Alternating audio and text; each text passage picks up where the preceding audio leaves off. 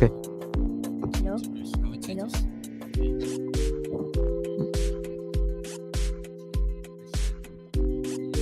Yes. Yes. Hello? Hello? Hello? Hello? Hello?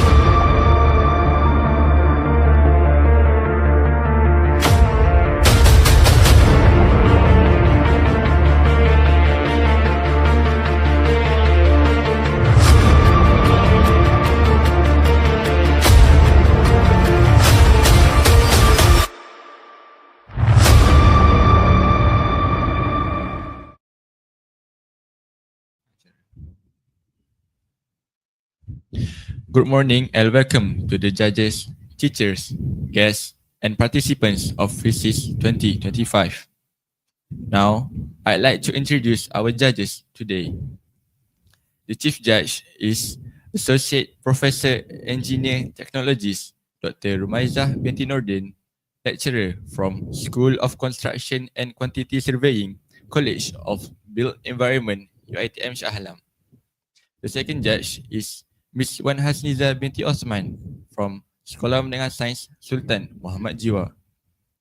The third judge is Miss Rosida Osman from Sekolah Menengah Sains Sultan Mahmud.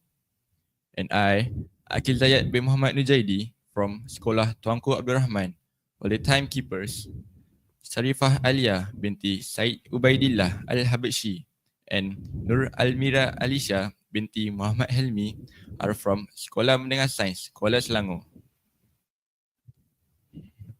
Now, allow me to read the rules. Each team should consist of presenters and a technical assistant. The presentation must focus on the sub-team assigned to the team. The duration of the presentation should not be more than 10 minutes. The bell will be rung once at the 9th minute and twice at the 10th minute. A question and answer session will be conducted after each presentation. Now, let's hear from the first team, which is Sekolah Berasrama Penuh Integrasi Selandar, to present.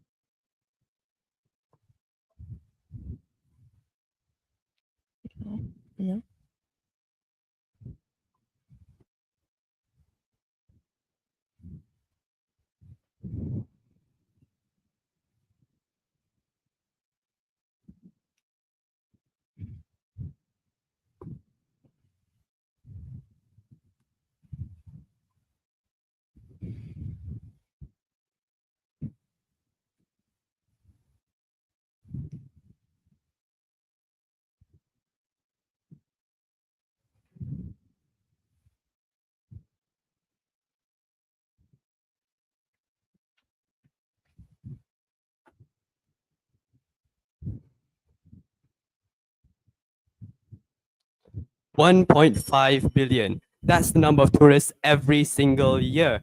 However, behind the joy in photos, there lies a harsh reality. Tourism is responsible for over 4.8 billion kilograms of waste and 8% of global emissions annually. And that's not all. It also heavily contributes to pollution and diminishes vital resources.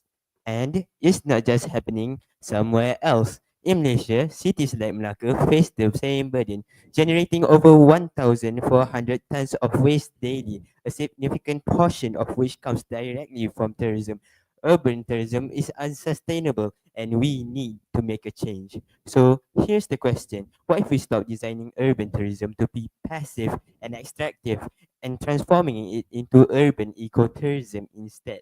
And that's what we explore in our presentation, from pleasure to purpose, the bold reinvention of tourism through innovation. Assalamualaikum and a very pleasant day we bid to the esteemed panel of judges, the respected moderator, meticulous rapporteur, diligent timekeepers, people of the floor. My name is Wafi. I'm Shami. And my name is Shifa, and over there is our technical assistant Safa, and not to forget teacher Azlina as our advisor. And we are the representatives from the Selandar Integrated School of Malacca, or SISME for short.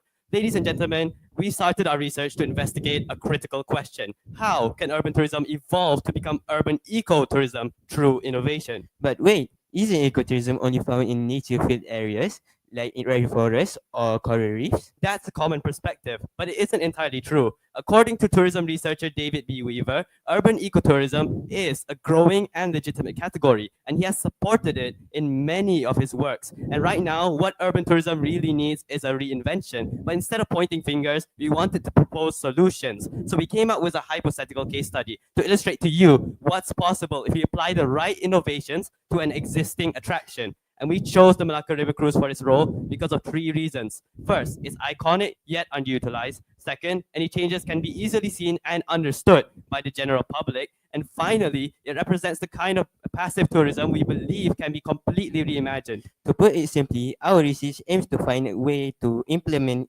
ecotourism without borders, not bound to geography or wilderness, but still deeply rooted in nature and the values it teaches us. That's the future of ecotourism that we imagine.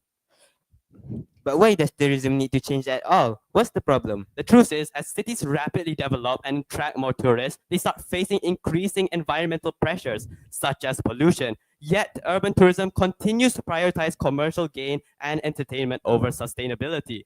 City tourists also tend to engage less with nature, having low environmental awareness as a result. So, while the demand for tourism grows, its potential to educate and protect the environment remains largely untapped.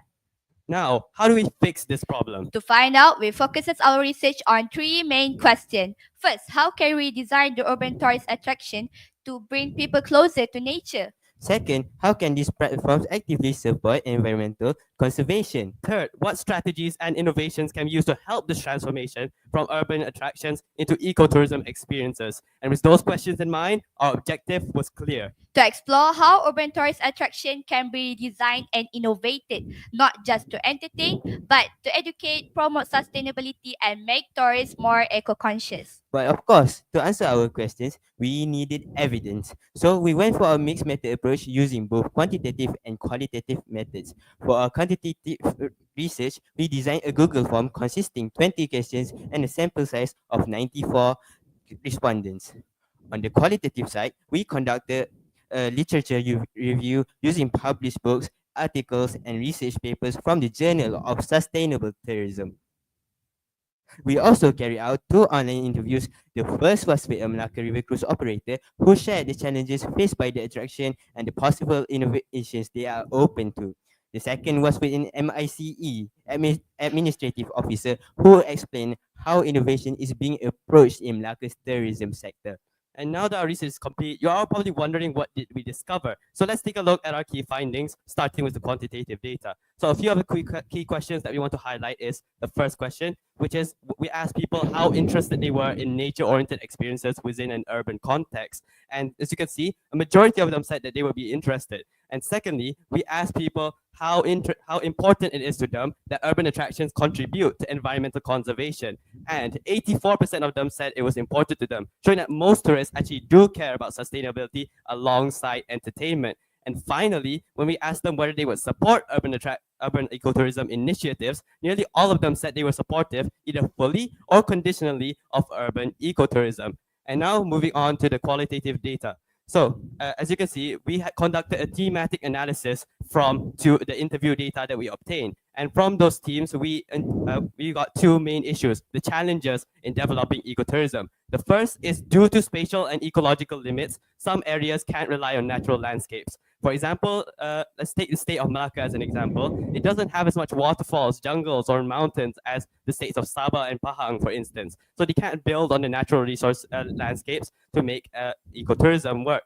So this calls for a more creative type of innovation in ecotourism, perhaps calling for integrating ecotourism into existing infrastructure to compensate for the lack of space and lack of natural landscapes. Next, the second theme is about the limited funding, which restricts long-term innovation for ecological purposes. With that in mind, we ask ourselves, if the interest is there and the potential is real, what's missing? The answer: Structure. while most research has focused on the benefits of urban ecotourism, there remains a significant research gap in understanding how we can make the transformation from urban tourism to urban ecotourism work in the first place. So we designed a framework to make that happen. It's called the 3I framework, a guide of what innovations we need to make to transform urban tourism. And it's built on three pillars: it's immersive innovation, infrastructural innovation, and institutional innovation. Let's break them down. The first pillar is called immersive innovation, which refers to the innovation of design of tourism experiences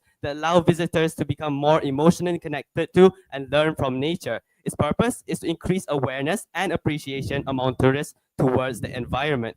A successful example of this would be like the Cheonggyecheon stream in Seoul, which used to be a polluted highway, but then it was reborn as a walkable nature corridor filled with biodiversity and greenery, which helped people feel more connected to nature. Now, let's take a look at what if we implement this pillar to the Malacca River Cruise, our case study. So, in this context, we could introduce replantation efforts to revive greenery, the introduction of native plants and aquatic wildlife, and stops with QR codes that allow visitors to explore fun facts and conservation efforts. But changing experience isn't enough. If the infrastructure is still polluting or wasteful, the damage will continue. That's where infrastructure innovation comes in. It focuses on physical transformation of tourist attraction to be sustainable and environmentally friendly. The goal is to minimize tourism environmental footprint to to uh, environmental footprint to build infrastructure that preserve resource and reduce emissions. Take Garden by the Bay. Um it uses solar power light, eco cooling system, and rainwater harvesting. Now let's apply this kind of thinking to the Malacca River cruise. Instead of petrol fuel boats, we introduce solar powered electric boats to reduce emissions. Floating wetlands could filter water naturally and nationally and support biodiversity. We could build eco jetties from recycled materials and recycled material with green roof that cool the area and absorb carbon. But even sustainable buildings and inspiring experiences just don't last unless the systems behind them are designed to keep them going. That's why we need institutional innovation, the final layer that locks everything in. Institutional innovation involves reimagining the systems and governance behind tourism. Its core purpose is to ensure sustainability is embedded into how tourism is run and managed, as well as to ensure that policies are followed. An example of this is Central Parks. It is a community power institution conserved by a non-profit and maintained by volunteers. Now, what if Malacca River Cruise took a similar path? Schools could collaborate to increase environmental awareness amongst our younger generation. We could introduce volunteer programs for cleanup drives and partnering with environmental NGOs. The cruise could become a hub of active conservation work. Ladies and gentlemen, with the 3I framework, all three pillars are matter and are essential to shift urban tourism to urban ecotourism and make urban ecotourism work. So, as a conclusion, allow us to present a brief SWOT analysis of the framework we propose. First, the strengths. This approach connects tourism with education and conservation. It's also eco-friendly and engaging for tourists. Next, the weaknesses. Of course, innovation comes with costs. They may also be pushed back from those comfortable with conventional tourism models. As for the opportunities, the demand for ecotourism is growing fast. There's momentum from policymakers, school, and climate investors who are ready to support bold ideas like this. And finally, the threats. Climate change and urban pollution could impact ecosystem like the Malacca River. And besides that, there's always a danger of greenwashing in anything environment related that is marketed. In the end, if we can use the 3I framework to redesign the Malacca River Cruise, then we can refer to the same guidelines to help any urban site take a step towards greener tourism and contribute more towards the sustainable development goals. And that we are proud to propose. Thank you.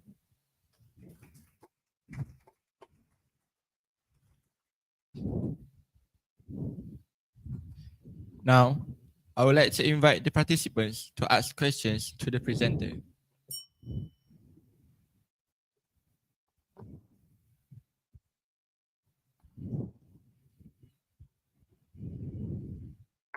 If there is no questions from the participants, the judges may ask questions.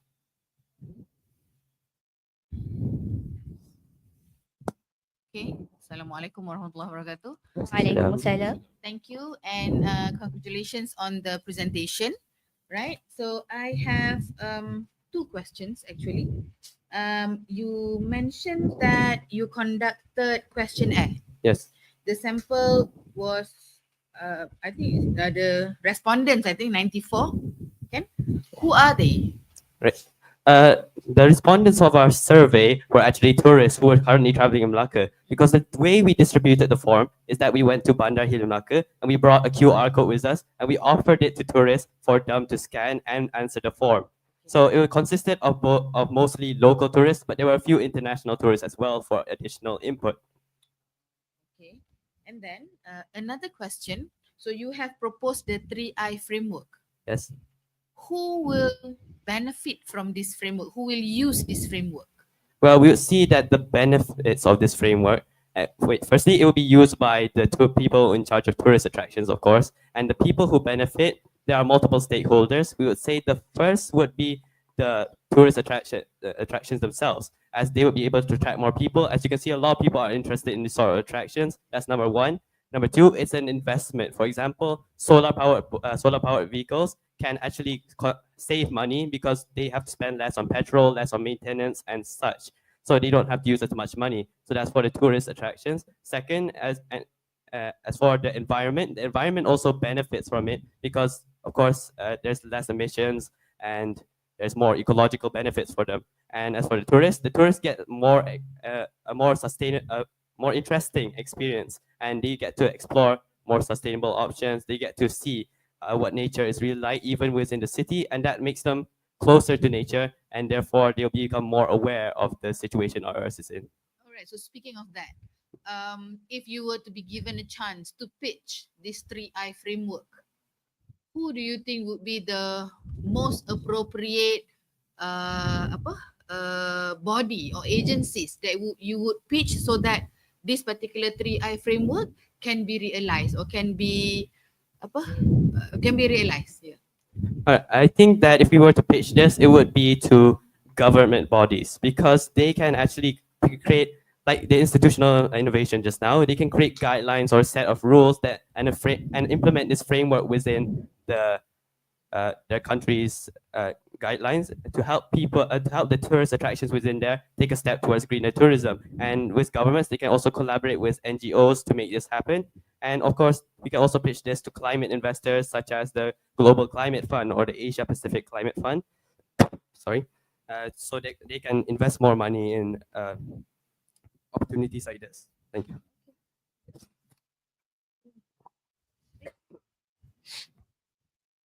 Thank you, Sekolah Berasrama Penuh Integrasi Selandar, for the informative presentation.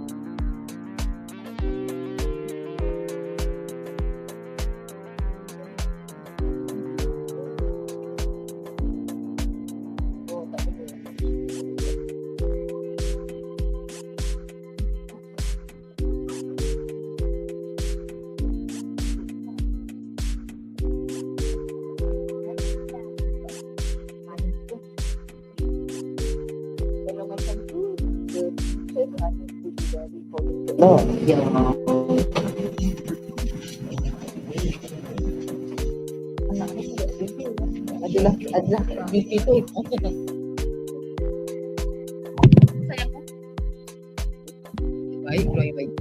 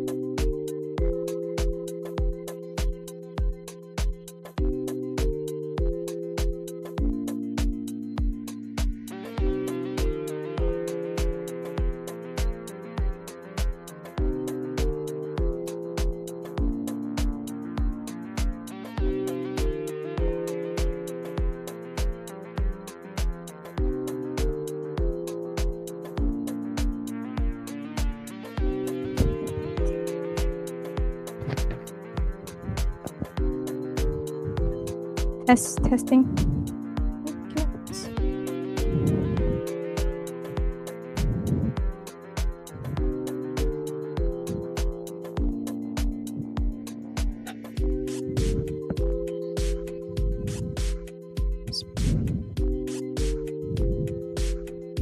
Testing.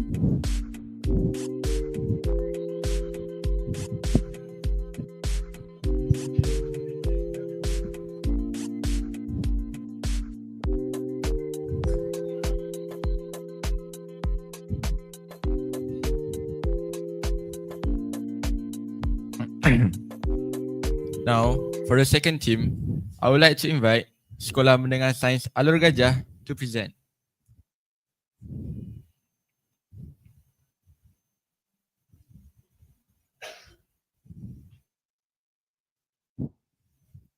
Food waste today equals hunger tomorrow. That, ladies and gentlemen, should be the reason we stop food waste at all costs. Bismillah, Assalamu alaikum to the honorable judges, precise timekeepers, lovely moderators, teachers, friends, and everyone present today. Sharing upon a SWOT analysis of local food practices toward sustainable ecotourism in Banda HILIR, I am Chimpaka, and I'll be your presenter representing Alor Gajah Sains Secondary School. Let's have a peek at a little literature, shall we? Food practices is a routine involving meal planning, grocery shopping, and food consumption habits. Sustainable ecotourism balances current tourist and community needs with environmental protection, promoting long-term growth, while food waste management is managing leftover food to benefit people, animals, or the environment. Based on our research, we have two objectives that we want to achieve, which are to assess the SWOT related to ecotourism in Banda HILIR from the perspective of the local community and to propose a possible solution based on the findings. Going through our problem statement, firstly, there is an absence of structured and sustainable food waste management systems among local food vendors. Second of all, local food practices in Banda HILIR are not fully aligned with sustainable ecotourism. And finally, there is low public awareness and limited use of technological tools for managing food waste. For our research methodology, we use two research methods, which are quantitative research and intensive reading. For quantitative research, we used a 5-point Likert scale questionnaire that involved 150 participants for this study. The items were adapted from previous research and the findings were transferred into SPSS to calculate the mean for each SWOT category. Meanwhile, for intensive reading, we used online and offline sources. So, before we dive in deeper into our research, let's watch a video regarding our topic to get a better understanding of our study. Did you know There is enough food in the world to feed everyone. The problem is, 1/3 of all food produced globally goes to waste. That's 931 million tonnes. At the same time, 1 in 9 people go hungry. Instead of feeding people, food waste feeds climate change. Because when food ends up in landfill, it produces methane, a toxic greenhouse gas, which damages the environment. In fact, wasting food wastes everything, all of the precious resources it takes to produce it, like water, land, energy, and money. Did you know that throwing away 1 hamburger wastes the same amount of water as 15 bathtubs? Sadly, food is wasted at every stage of the supply chain. On farms and during the manufacturing process, when food is transported, at the supermarket, in restaurants, and from our homes. Let's dive into the demographic breakdown of our participants, which provides crucial context for our research study. Let's first take a look at the occupation of our respondents. As you can see, the largest segment, making up half of the pie chart, are employed. Following closely are students at 22.7%. This shows a strong representation from the working and student population. Moving on to the frequency of visiting, the majority, 49.2%, visit Banda HILIR occasionally, and a substantial portion of 41.9% visit Banda HILIR regularly. The fact that our visitors are not first-timers indicates that they likely have some familiarity with local food practices. And finally, the reason for visiting. It is clear that most of our respondents cite tourism as their primary reason for visiting Banda HILIR. Since our target is overwhelmingly tourists, it is crucial in understanding their needs, preferences, and behaviors concerning local food practices. Let us now move on to our item analysis, where we've identified the SWOT related to our study. Starting off with strengths, I want to draw your attention to 2 specific points, with the highest mean being 3.97. Firstly, traditional Malaccan cuisine reflects the unique cultural identity of the area. This emphasizes that our local food are not just dishes, but a direct representation of Malacca's rich history and diverse heritage. Closely related is the strength that street food vendors and local eateries help promote tourism. These establishments are crucial in attracting visitors, providing accessible and authentic culinary experiences that are often a highlight of a tourist's visit. Now moving on to the weaknesses. A critical point that emerged from our analysis is that local food vendors do not consistently practice waste management. Inconsistent waste management can impact the cleanliness of our public spaces, create environmental issues, and potentially affect the overall visitor experience. Let us now take a look at an important opportunity that emerged. A mobile application has the potential to support local eateries and tourists in adopting sustainable food practices, tops the list with a mean 3.98. This is a promising avenue because a dedicated mobile app could bridge the gap between conscious consumers and local businesses, providing information, tips, and perhaps even incentives for more sustainable food choices and waste reduction. And finally, turning our attention to the threats, one particularly concerning point we identified is that improper waste disposal from food outlets poses environmental threats. Inefficient or improper waste disposal can not only harm our environment through pollution and resource depletion, but could also negatively impact the aesthetic appeal of our areas, and potentially deter tourism. Now, building on our analysis, particularly the challenges related to food waste and the opportunity for digital solutions, we propose a concrete approach, a mobile application.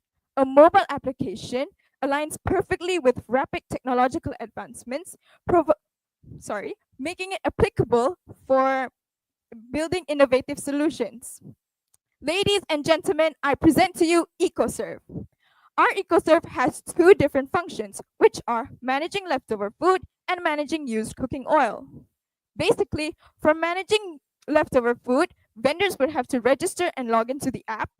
Then vendors can upload details of their leftover food. Vendors can also choose to either sell it at a discounted price or donate it. NGOs or food banks will immediately be notified and can arrange pickup through the app. Next, for the other function being managing used cooking oil, vendors will have to log the amount of used cooking oil available for collection. Then the app will intelligently connect vendors with local licensed oil recyclers or biodiesel companies.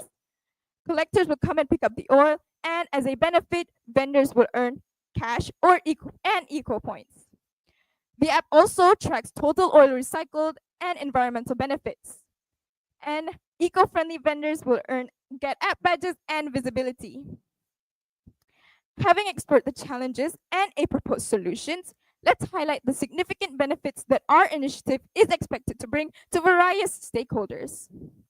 Firstly, for the community, our initiative promotes eco-friendly habits that support a cleaner, healthier environment for daily life. Next, for local eateries, by being part of a green initiative, it can attract eco-conscious customers and improve their brand image. And finally, for the environment, our initiative minimizes food waste disposal in our limited landfill spaces. In conclusion, we hope every citizen will contribute to preserving the beauty and sustainability of the natural environment entrusted to us. So, let's commit to these principles. Let's work hand in hand to ensure that Malaysia stays a beautiful, sustainable home for all. That's all from us. Thank you.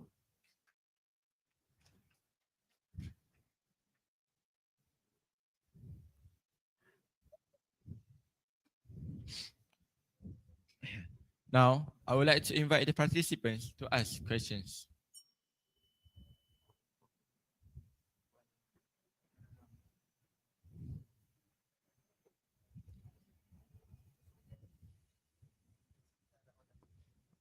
If there are no questions from the participants, the judges may ask the question. Moderator, thank you to the team. All right. Thank you. Congratulations on the presentation. Okay. My question would be,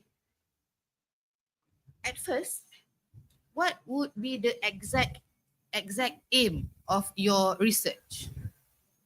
So our exact aim is that we're trying to reduce the food waste in Bandar HILIR. We're trying to manage the food waste properly. We're trying to manage the food waste properly instead of having all the food waste end up in the landfills. That's what we're trying to reduce. Okay. And then in the end of the day, you propose a mobile application. Yes. All right. There is no mobile application in relation to this kind of initiative? So what we're trying to do is, yes, there are a few applications that exist nowadays, which are closely related to ours. However, one feature that our mobile application has that others don't have is managing the used oil. So that's what we're trying to focus on. So by having the application being able to give the food oil to licensed oil recyclers and biodiesel companies, this is what we're trying to give and provide to the community with. Okay. And then this is something that creates confusion to me lah, because you never mentioned on the problem of not having the apps. You didn't compare the existing one, so it was not in the slide lah kan? All right. And then the other thing is, you are proposing these apps. Yes. So how or who do you plan to pitch it to so that these particular apps can be used by the rest of the community? Okay, so we're trying to propose the app specifically to governmental bodies. And one of the ones that we're trying to propose it to is the Ministry of Natural Resources and Environmental Sustainability of Malaysia. This is who we are trying to propose the app to specifically right now. Okay, because apps developments will cost millions. That's true. So perhaps you have some thought on what would be the return on investment or what would be the tangible benefit out of these apps coming out? Okay. Although, yes, we know that the development of an app clearly costs millions, especially since it's an app with a feature that's never been done before. However, we've thought that the long-term benefits, we're thinking about the long-term benefits, and with this app, we're clearly able to give more in the future. Even though it's something that we're trying to do now, the benefits will lead on to the future and to our future stakeholders, the future communities, and yes, that's Okay, to intangible. So usually people ask on the tangible, how does it affect the economy and the whatnot? economy. Okay, so maybe.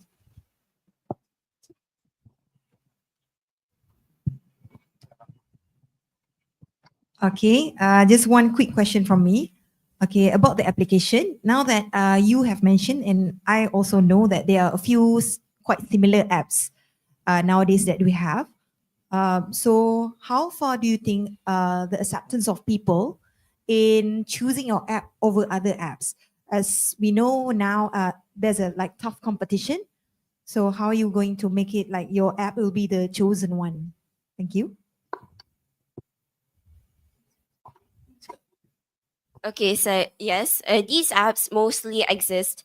They don't exist in Asia right now. A lot of the apps exist in European countries, and what we're thinking of is that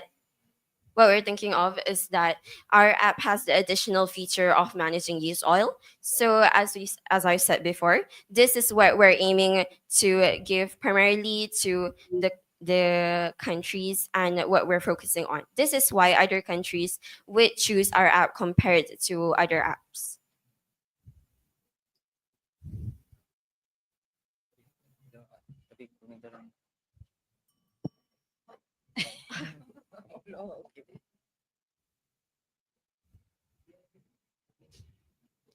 Thank you so much. Thank you. Thank you, Sekolah Menengah Sains Alor Gajah, for the informative presentation.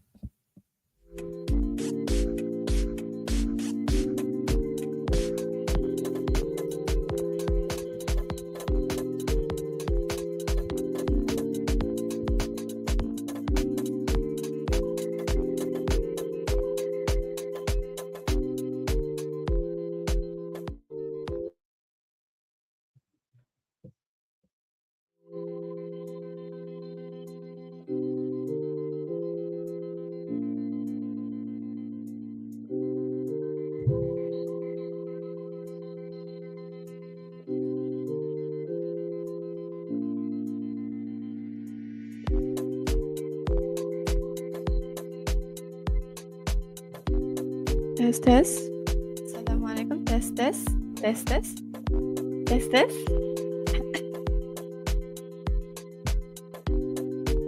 Tes tes. Tes tes.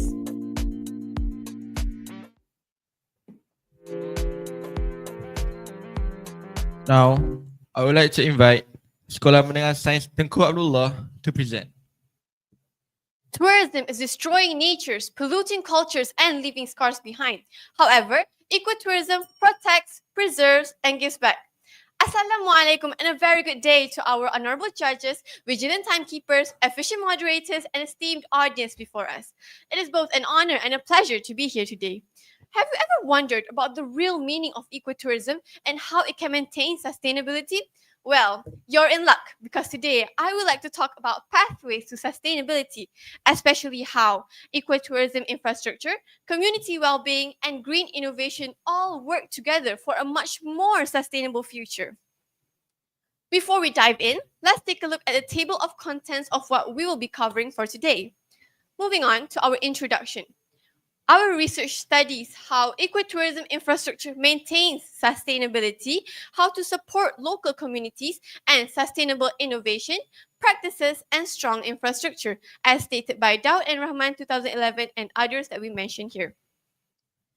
Our study focuses on key challenges faced by local communities, including unsustainable visitor, stated by Samel and Dash 2023 and Widayati 2024, poor facilities, stated by Dahalat et al. And Widayati both 2024, The difficulties in balancing profit with sustainability, as stated by Chika et al. 2022 and Dolly 2025.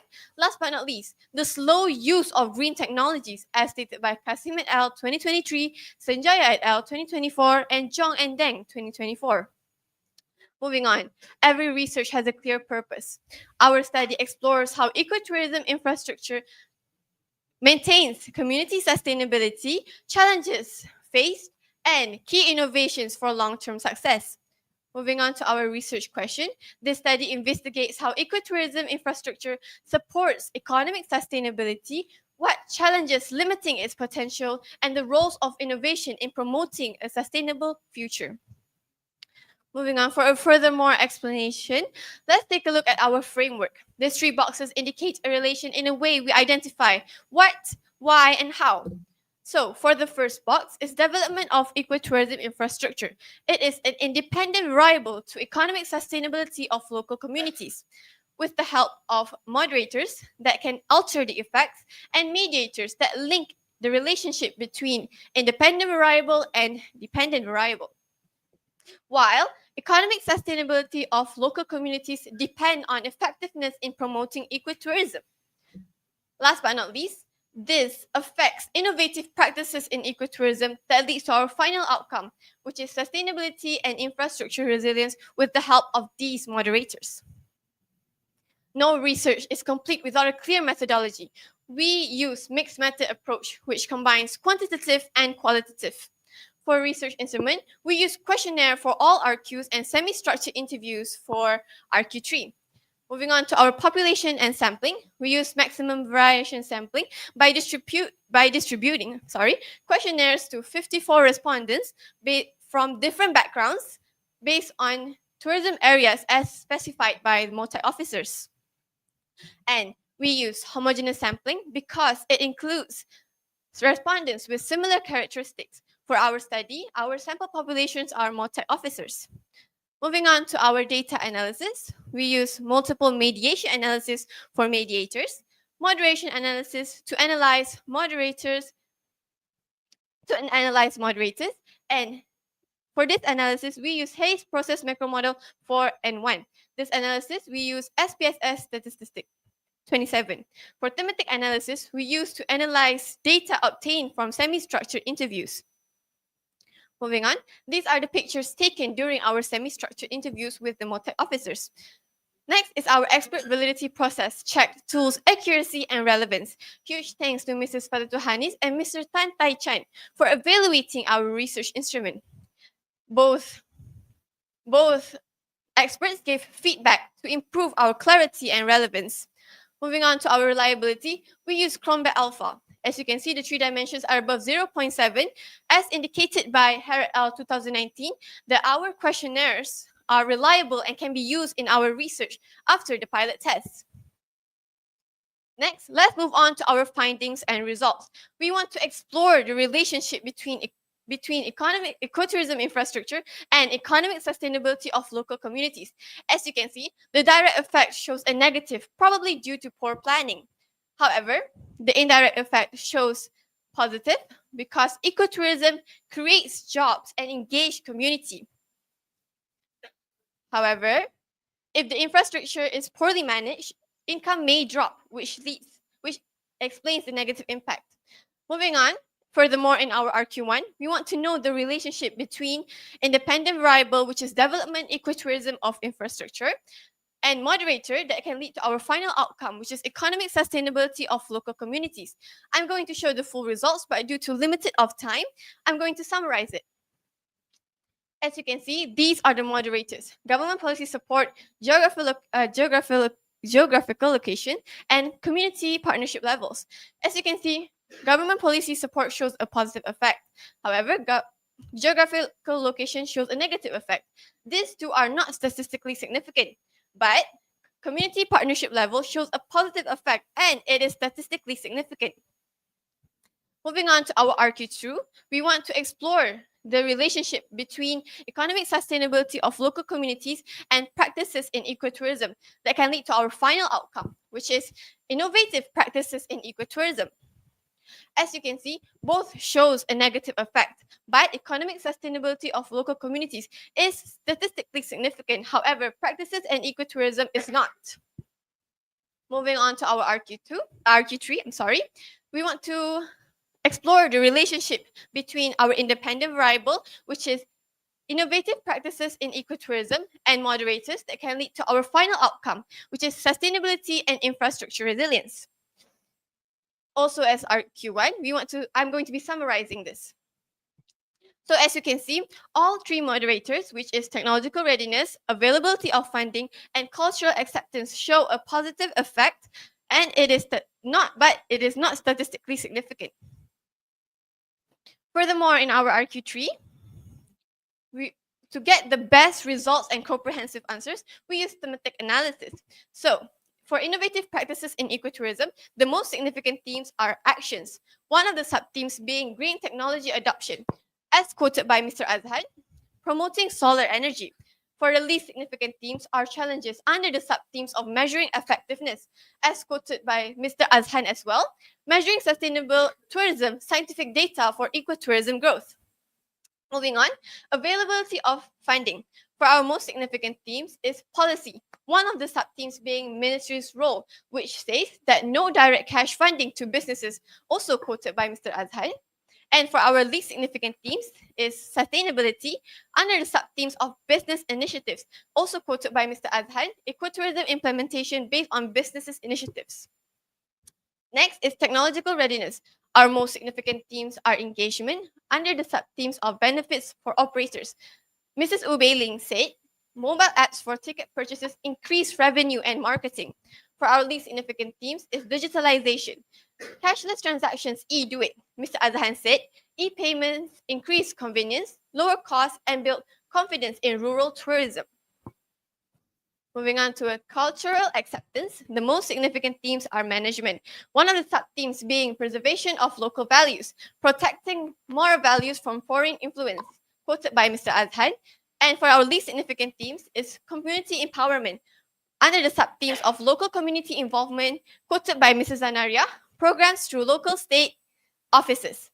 Moving on to our last RQ3, which is sustainability and infrastructure resilience. For our most significant themes is initiatives under the sub-themes of balanced tourism, balancing promotion with sustainability as quoted by Mrs. Zanaria. And least significant themes is integration under the sub-themes of accessibility, tourism for all, for people with disabilities, as quoted by Mr. Azhan. To conclude, involving communities, improving policies, and using green technologies can help maintain a sustainable infrastructure. For recommendations, we should boost community involvement in ecotourism, improve policies and planning for developments, and using green technology and better infrastructure for long-term success. These are the references using APA 7 style, which stands for American Psychological Association, mainly used for humanities and social science. These are our team members. And lastly, before I end my slides, this is the QR code that includes our data to show that our research is conducted. Thank you very much. Any questions?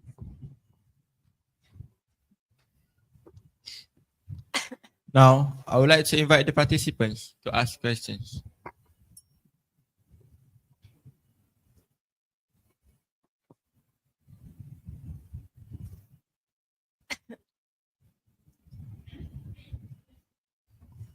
If there is no questions from the participants, the judges may ask questions.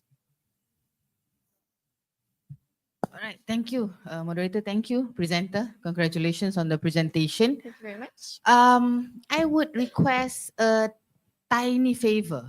Yes. Okay. What actually the innovation that you brings from this research? Okay, so we are not focusing on, the innovation is not creating a new product. For our innovation is innovative practices. Can we go on to our RQ3?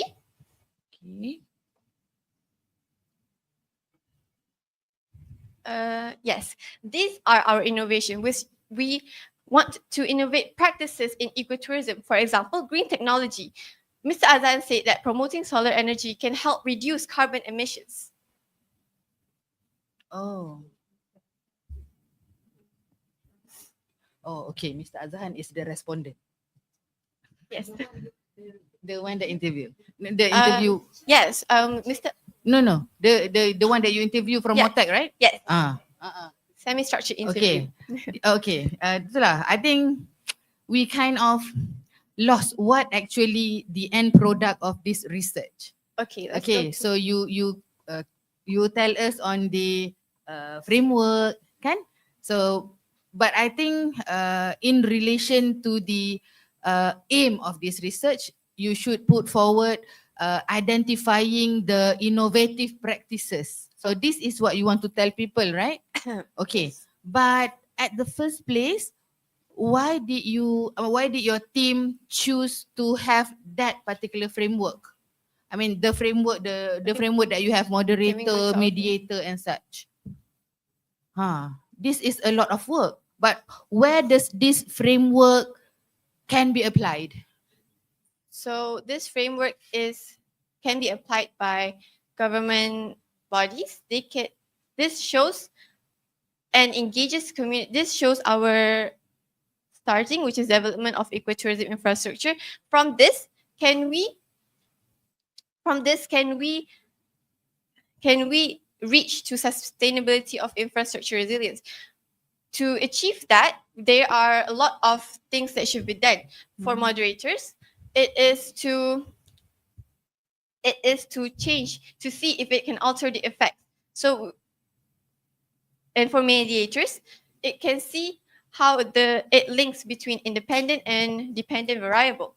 So to achieve this, there are a lot of processes that we have to go through, such as if the community is sustainability or not, and how effective how to promote ecotourism effectively. So okay, this framework, you can knock on Motek's door and say that this is the framework that you should use. Is it the way it goes? Not really. Not really. Okay. Okay. So this is just this is used to guide our research. This is only to be used to guide our research. So our independent variable and dependent variable are taken from our research objectives and research questions. However, for the moderators and mediators, we developed them from problem statement. Okay. Yes. So if this is the map for your research, what would be the significant contribution of the moderator in mediator in order to achieve the R3 just now, the research objective 3 just now, the one that you are going to propose? What are the initiative, kan? So how does the moderator and mediator, contribute to that? Okay, so the moderators just help to change, to alter the effects. But the mediators, it just shows how it links between our starting and moving on to economic sustainability of local communities. Okay. So a little bit of technical question.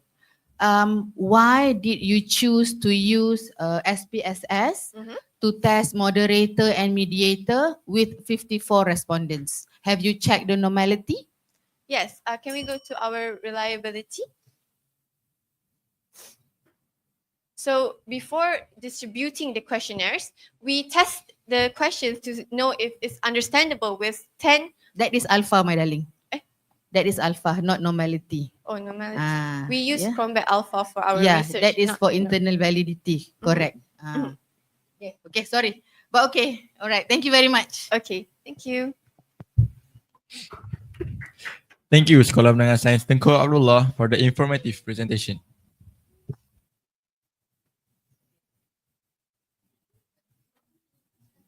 All right.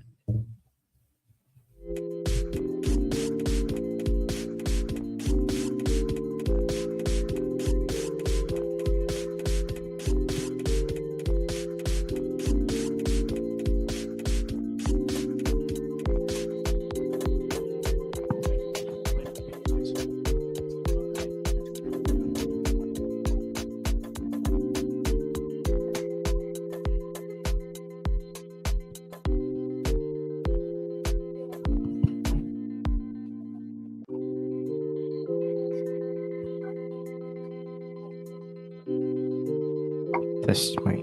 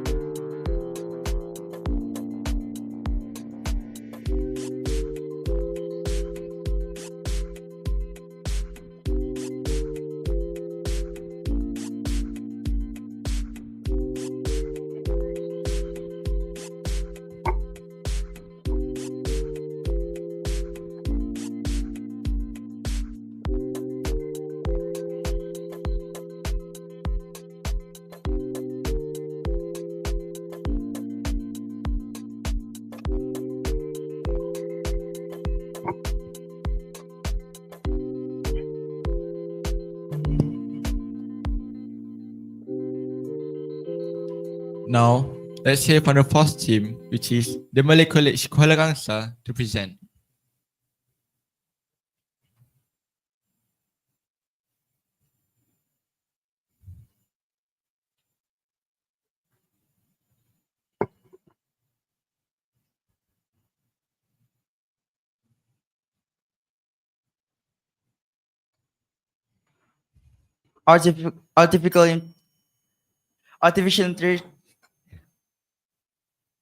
Artificial intelligence in ecotourism will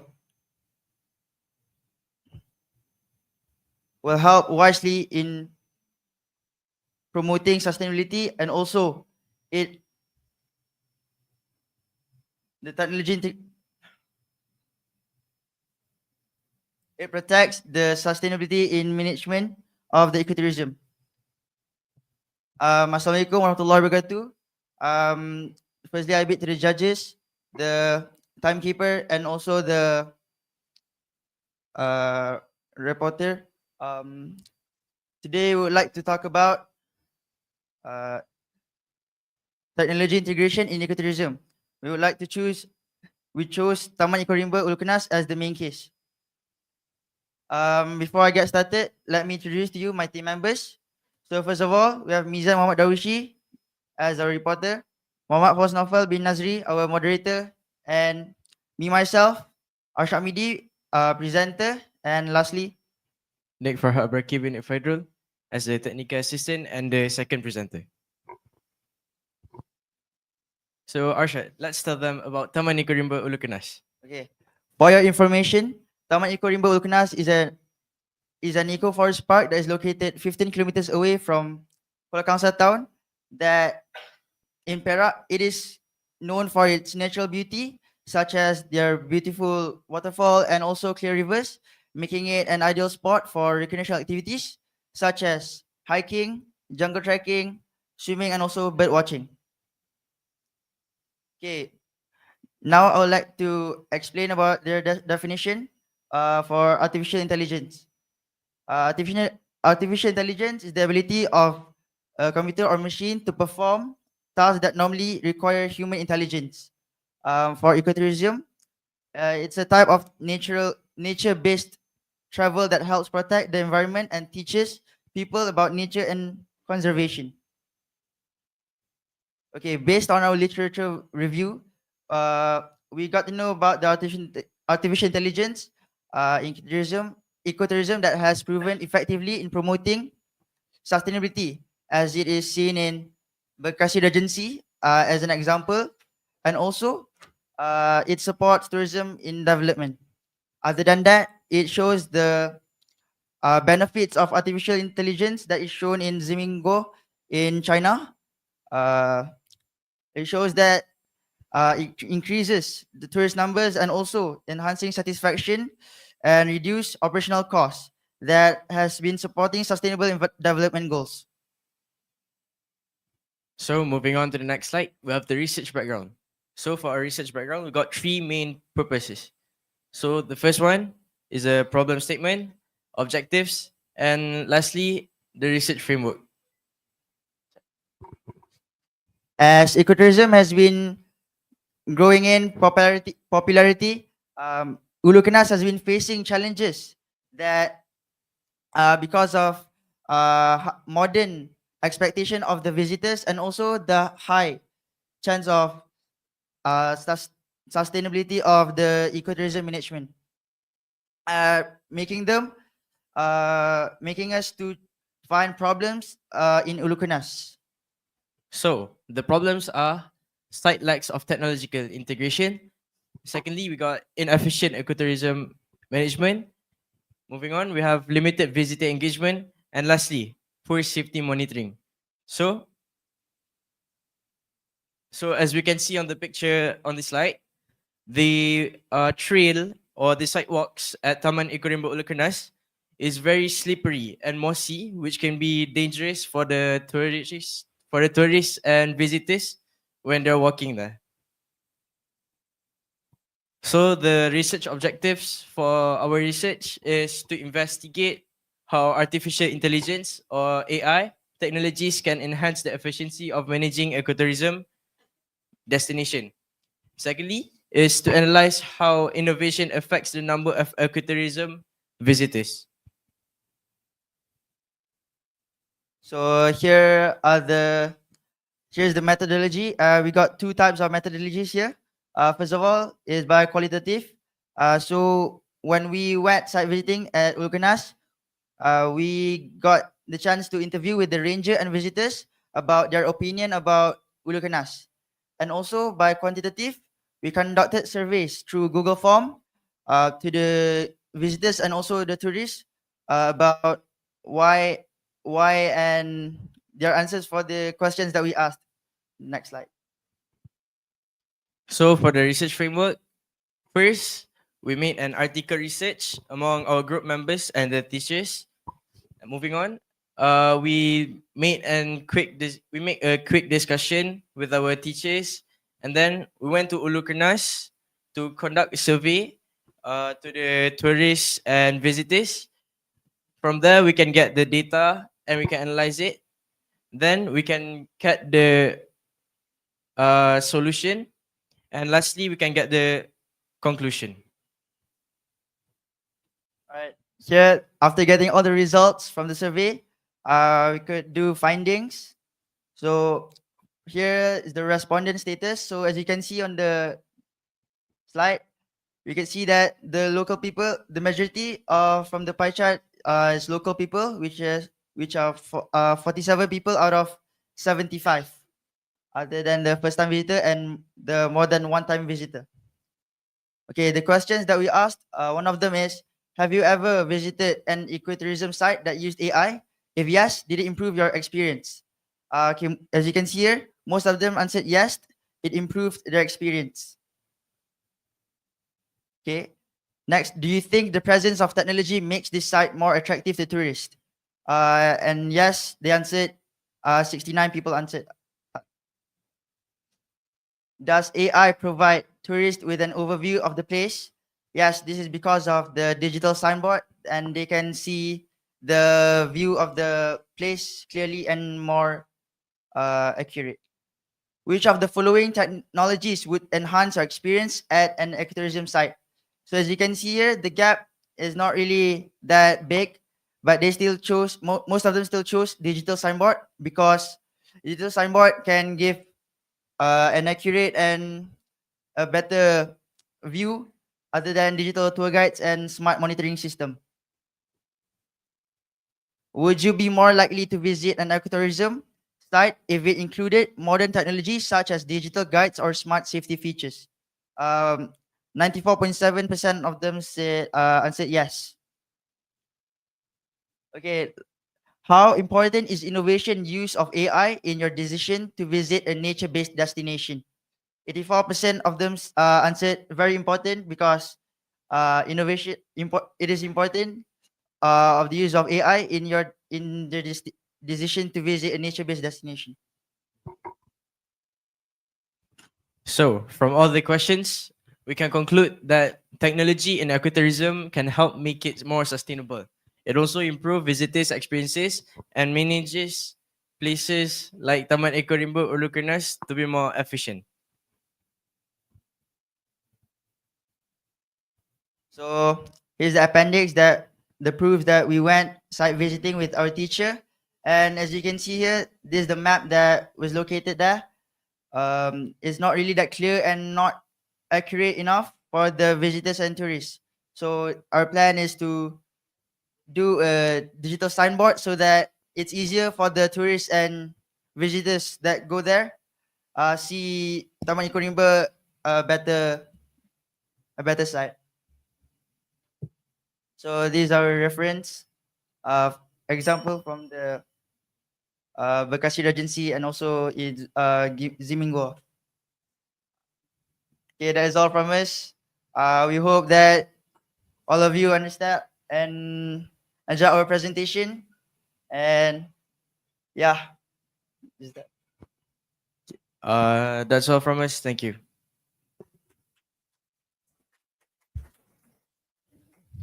Now, I would like to invite the participants to ask the questions.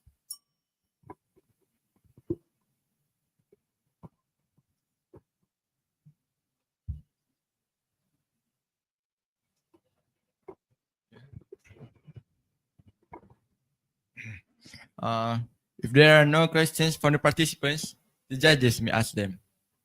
All right. Thank you. And congratulations for your presentation. I just want to ask a very simple question. Okay. So what is the proposed AI innovation in your research?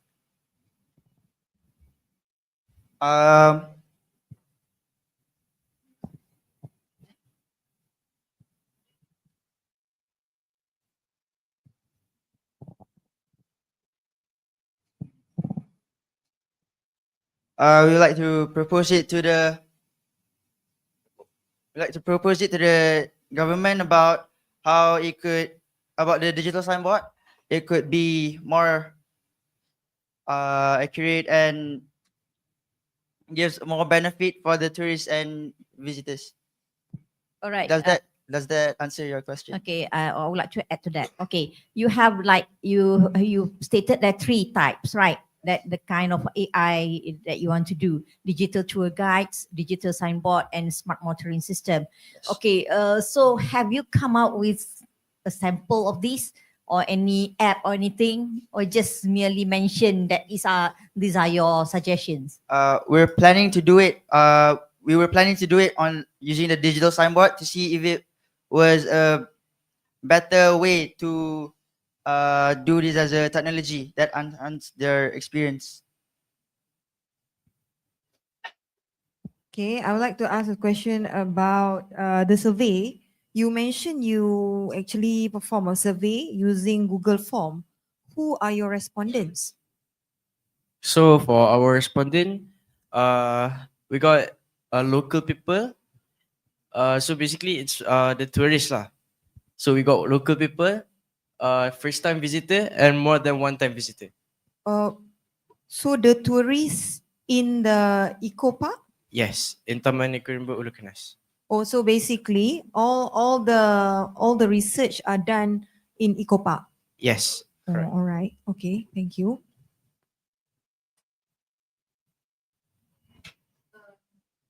If I may add here. Okay. All right. If I may add, so the sample was 75. So is it a one-time visit you gather 75? No, we gave the ranger the Google form and 75 of them did the Google form. Okay. And then enlighten me. how does a digital guide digital apa tadi? Digital board ke apa? Sorry, yang the three tadi tu?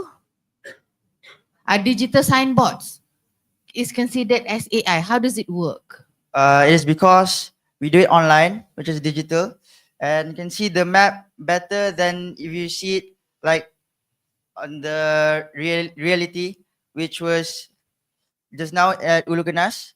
So if you see on digital signboard, it is better and accurate, which is for the tourist, and it relates to artificial intelligence. So, meaning to say that in Ulukenas, the internet signal is well established lah. Yeah.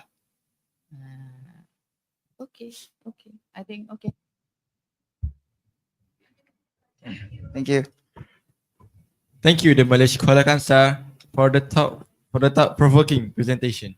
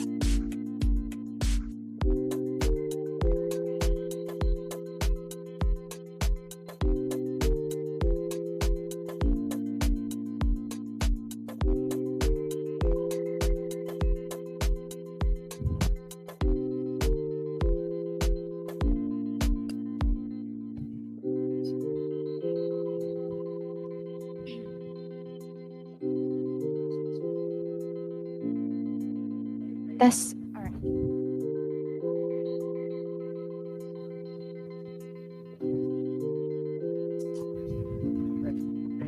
Test.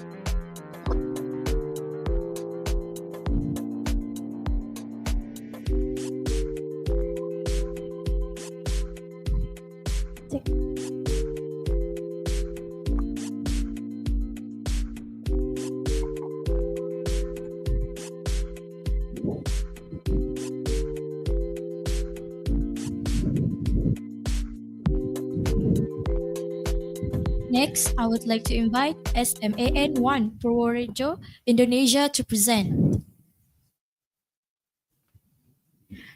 Assalamualaikum warahmatullahi wabarakatuh. Good morning, everyone, and our honorable judges.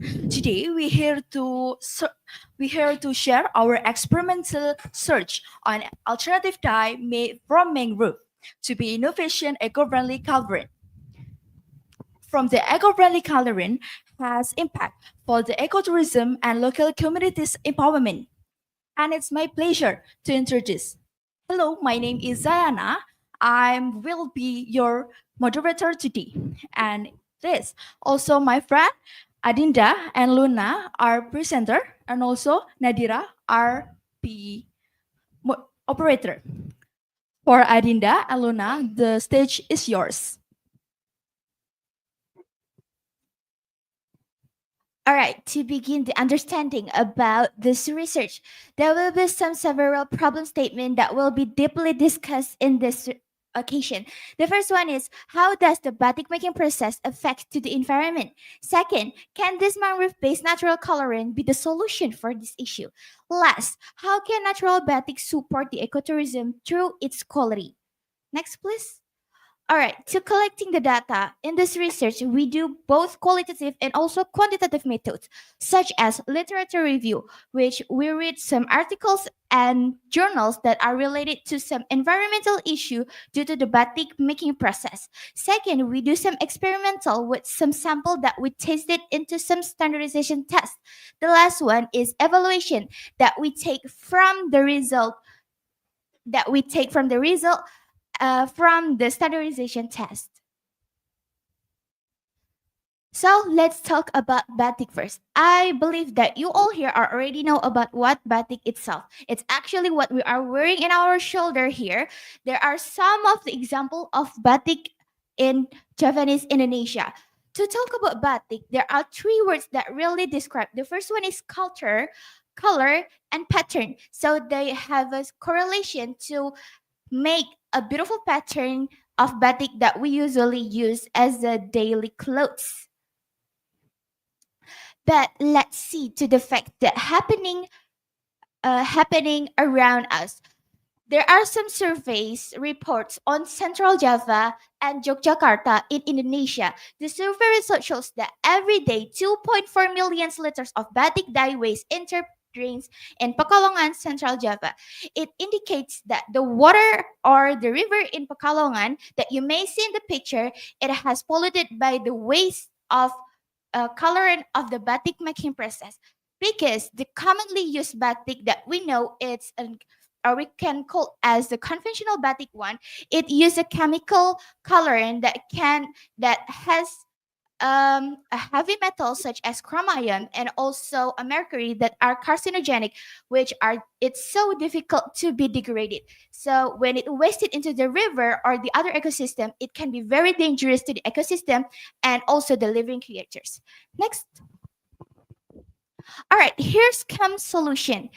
As Indonesia as an archipelagic state are having a large scale of mangrove, well, you have to know that the utilization of mangrove is not only as a tourism object or a coastal protection, but it can also support the SDG number 9, which one of the point is innovation through industrial of textile.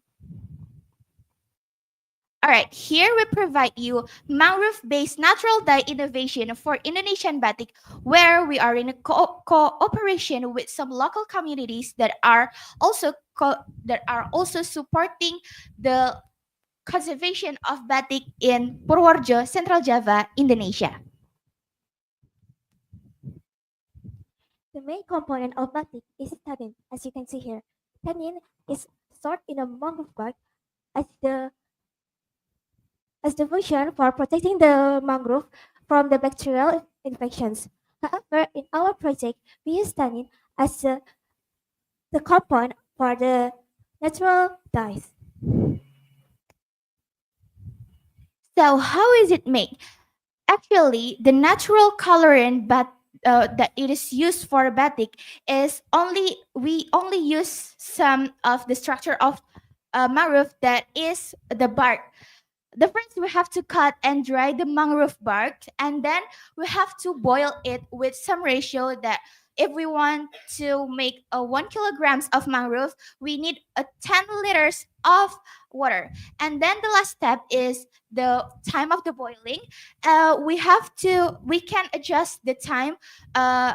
If we want a darker color, we can make a longer time of boiling. So it's adjustable of a coloring that we want. So it's basically only use the natural material that is mangrove bark, but it not use the all of the structure. So it doesn't damage all of the structure of the mangrove. So it's not using a chemical compound at all. To be aiming our goals, that is a sustainable innovation, so we should provide the same quality as the mangrove-based colorant with the domestic colorant of batik. Next. So how we can provide that the batik mangrove colorant is more than the batik domestic. So in our case, we use the SNI or aiming for Standard National Indonesia or Indonesian National Standard Batik that is involves the quality, make sure the quality is good enough for the products.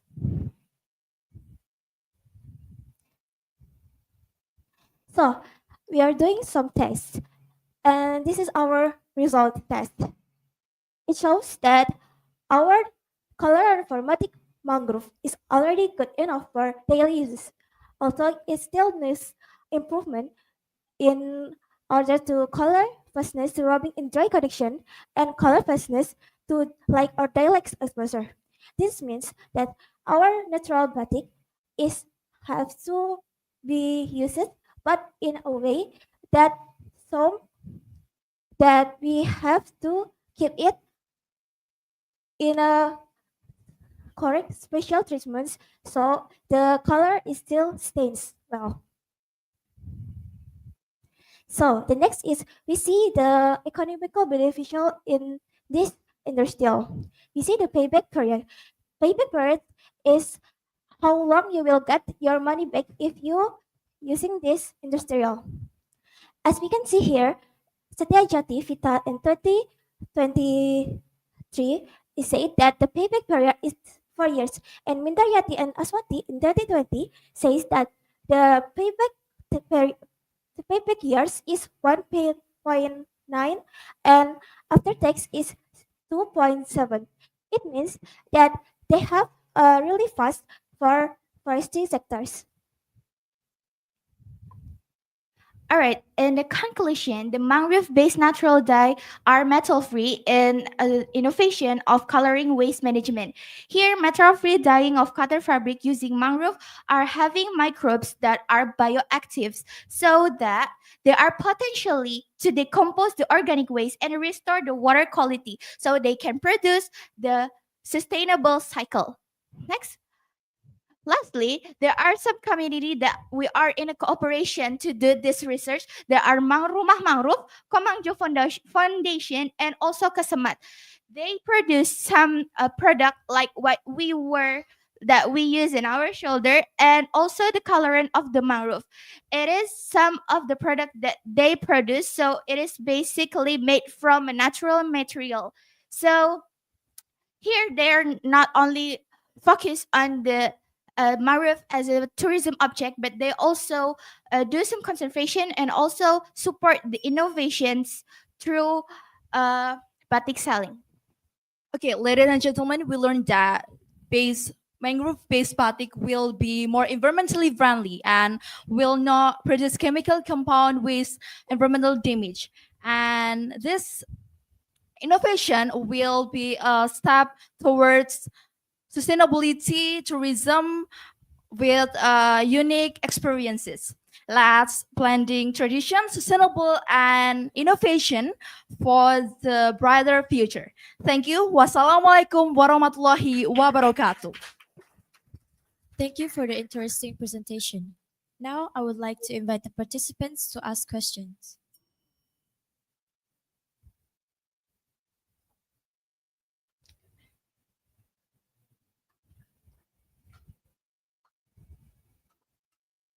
If there are no questions from the participants, I would like to ask the judge to ask questions. Right, thank you, moderator. Congratulations to the team from SMAN 1 Purworejo, Indonesia. All right. So how do you find Malaysia? We know this FRSIS competition from our seniors, so we always join this year by year. I see. Good to know that. Okay. Returning participants, great. Okay.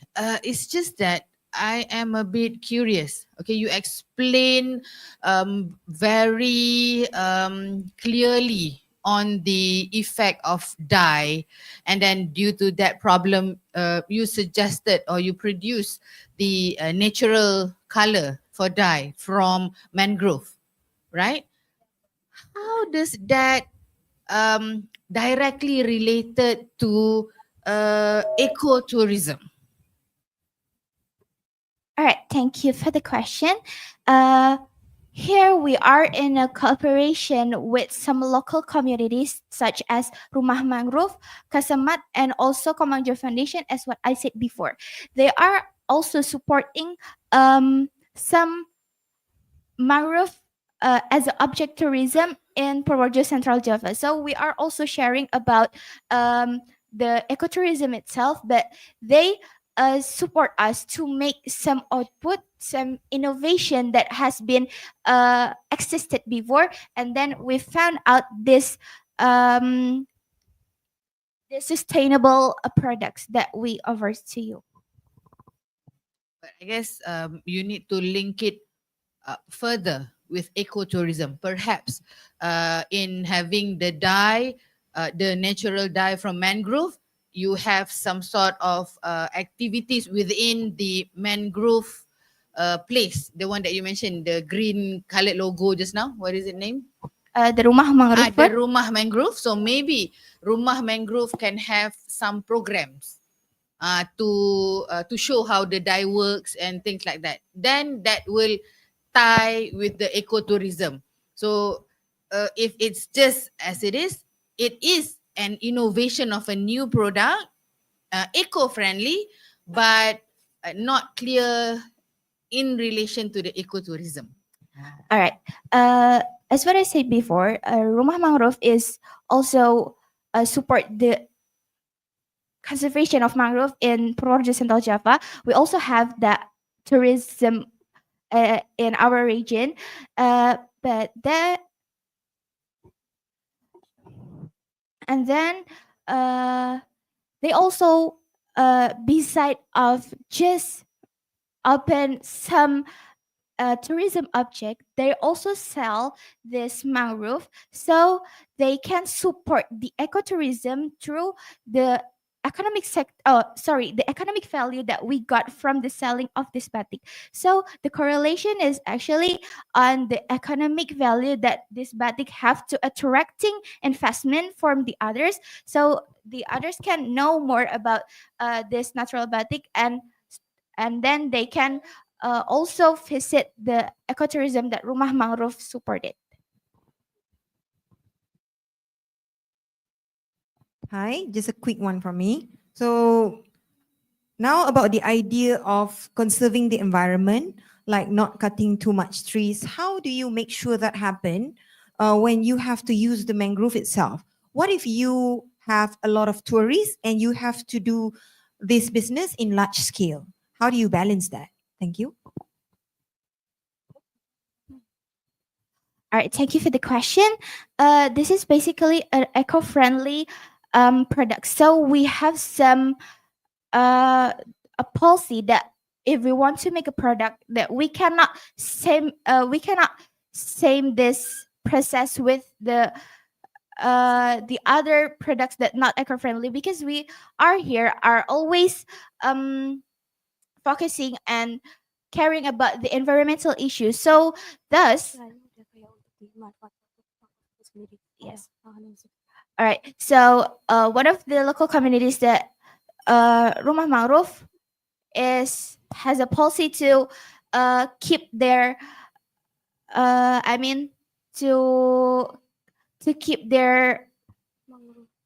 to keep their mangrove keep existence by not cutting all of the structures.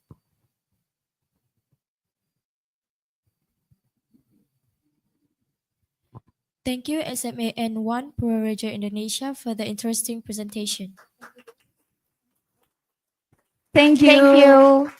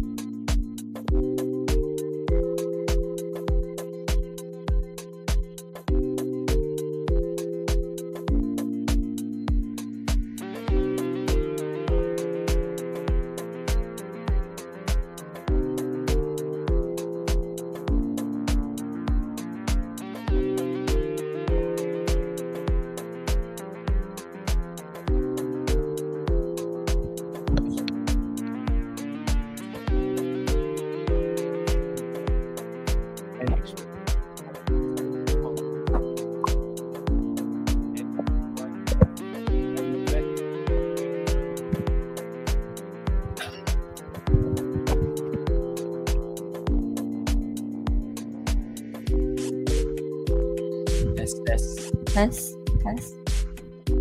Test, test. Test, test. Test. Test, test. Okay.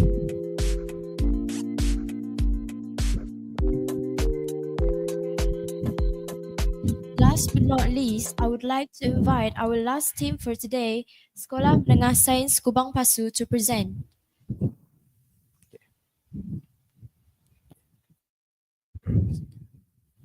Leave nothing but footprints. Kill nothing but time. And with that, Assalamualaikum warahmatullahi wabarakatuh. And a very good afternoon I bid to the respected judges, fellow timekeepers, fellow presenters, and audiences watching. I am Umay, this team's presenter. With me here is Zara, our rapporteur. Those two over there is Alisa, our moderator, and Hafiz, our technical assistant. And we'd like to give an honorable mention to our teacher advisor, Teacher Saliza. Okay, we are proud to be representatives of Kubang Pasu Science School and to present our research titled Strengthening Sustainable Infrastructure for Ecotourism, an analysis on Sungai Sedim. But before that, our research is under SDG 9, which stands for Sustainable Development Goal 9, which focuses on industry, innovation, and infrastructure. Next, according to the Cambridge Dictionary, infrastructure refers to the basic systems and services that are needed in order to support an economy. Next, sustainable infrastructure refers to the systems, sustainable infrastructure means to have enough, clean, safe, and usable facilities while supporting local communities and minimizing environmental damage. Next, ecotourism is responsible travel to natural areas that conserves the environment and supporting local communities. This brings benefits such as environmental awareness and economic growth. And however, poor management can lead to pollution, which will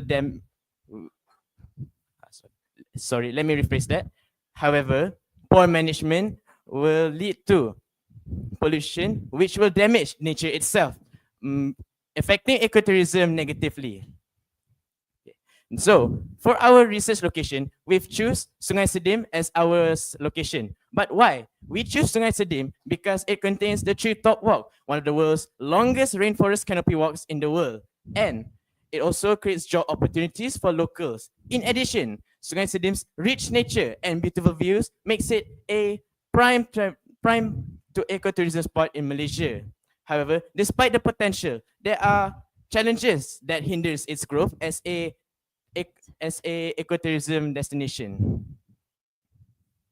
Sungai Sedim faces environmental challenges stemming from outdated infrastructure and inadequate waste management systems. Therefore, the lack of sustainable development and modern facilities further threatens the ecological balance and diminishes its tourism appeal. Next. This brings us to the next part of our presentation, the research objectives. Now, let's look at Objective 1. Objective 1 focuses on identifying the weaknesses in existing infrastructure and waste management systems. Specifically, we want to assess the overall condition and functionality of current infrastructure. Moreover, for our second objective, we aim to explore innovative technologies and sustainable practices that can be applied to improve ecotourism facilities in Sungai Sedim. These can include new technologies or strategic plans that can help protect the ecosystem and enhance overall tourist experience. Last but not least, for our final objective, we want to examine the role of policy and regulations in either supporting or hindering sustainable efforts. We want to examine how government policies, local regulations, and strategic plans influence the sustainable development of ecotourism in Sungai Sedim. Now that we have outlined the objectives, let's move on to how the research was conducted, the research methodology. We have chosen quantitative method for our research. Quantitative method is a systematic investigation focusing on numerical data, measurements, and statistical analysis to identify patterns, relationships, or trends. Why we chose quantitative method? We chose quantitative method because focusing on numerical data, measurable trends can help us gain a clear understanding on the objectives of our research. In our research, we have used graphs and made an analysis. The data that we have retrieved is divided into two types of data, primary data and secondary data. For our primary data, we have conducted a survey to multiple respondents to receive their overall feedback on the problems that they face in Sungai Serim.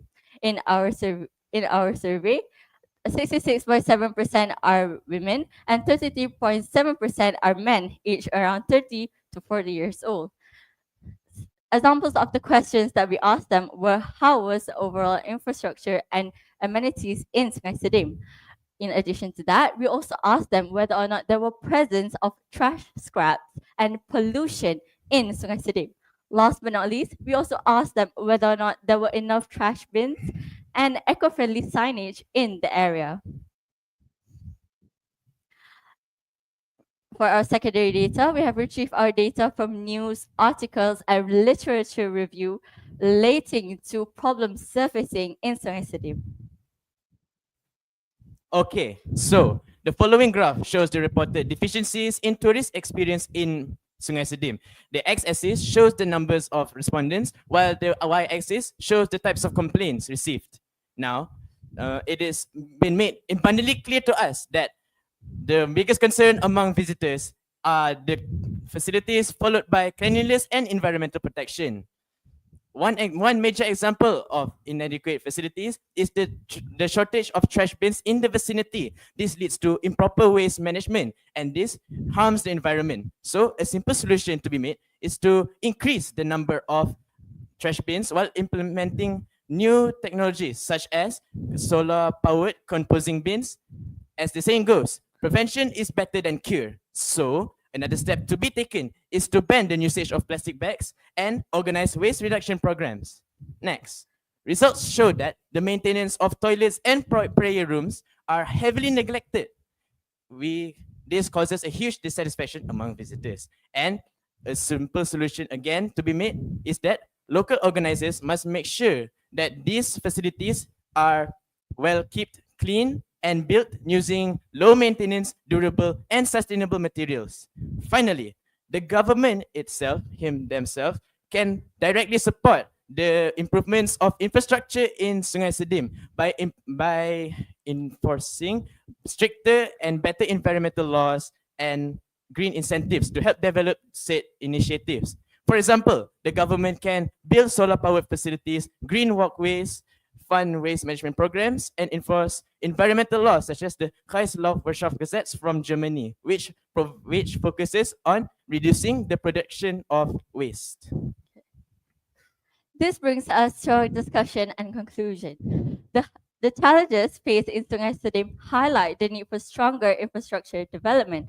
As supported by Samara and Ismail in their research published paper in the year 2024, sustainable infrastructure such as improved waste management systems and eco-friendly accommodations can help enhance travelers' experience while preserving the environment.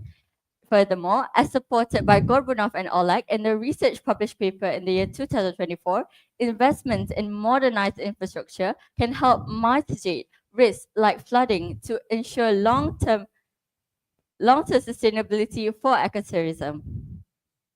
As a conclusion, Sungai Serim has a lot of great potential to be one of Malaysia's greatest ecotourism spots. However, various problems are present stemming from outdated infrastructure and inadequate waste management systems. But we can improve by taking necessary steps such as implementing green technology and build better infrastructure. These initiatives are perfectly aligned with SDG 9, and as a result, more tourists are likely to join and go to Sungai Serim, generating more income and creating a better life for both locals and tourists. Okay, these are our references. And with that, thank you for lending your ears. We Kuxis striving together towards excellence. Thank you. Now, I would like to invite participants to ask questions.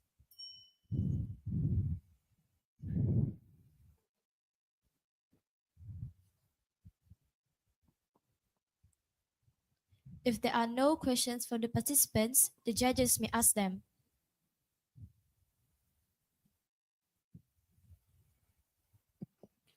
Hi, congratulations for your presentation. All right. Now, I would like to ask about the solution that you mentioned. Think in the first research question, I think the finding for the first research question. Can you tell me more about solar powered composing bin? I may pass to Zara Sufia. Okay. So solar powered bins are composing bins that use electricity, but rather than using electricity, we use solar powered panels. And from solar powered panels, they are transferred directly to become electric power that can help airflow in the composing bins.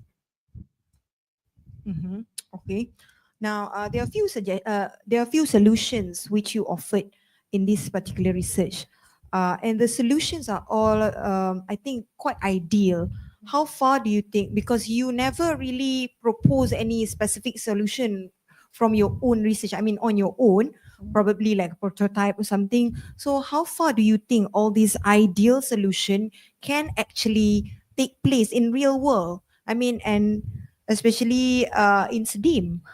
Okay, and who would help you make it into reality and then put it there in SDIM? All right. Okay.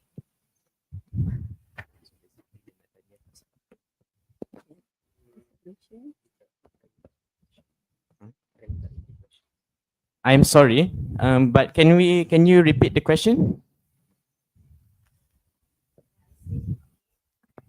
I mentioned just now that the solutions that you suggested just now are all ideal solutions. But how far do you think all these solutions are going to make it into reality, are going to actually be real? Okay, and who are going to help you to make it real? Well, we believe that our solutions are quite simple, but they are realistic. Therefore, for example, by local organizers can increase the numbers of trash bins because it is quite easy to do so. And we can, the second solution that we propose by improving the maintenance of facilities, and that it is quite realistic. By, for example, if we were to pay people to keep the maintenance of the facilities, more people will likely help improve the maintenance of said facilities. Well, local organizers that usually resides in Sungai Sedim. I would like to add that governments can also play their part in here. Let's say the government does a visit to Sungai Sedim and sees like there is potential that Sungai Sedim can be one of the ecotourism hotspots like we see in Langkawi Island. So for that, I think that governments can give out incentives to any local or NGOs that want to do any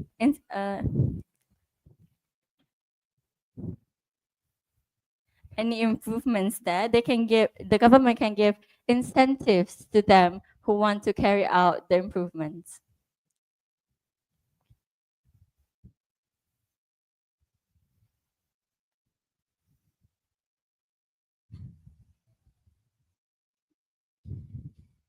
Thank you, Sekolah Menengah Sains Kubang Pasu, for the informative presentation.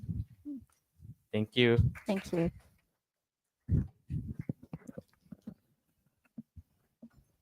Thank you for the interesting presentation from all the teams. Thank you to all judges for your times. A friendly reminder to the timekeeper, please collect the evaluation files from the adjudicators.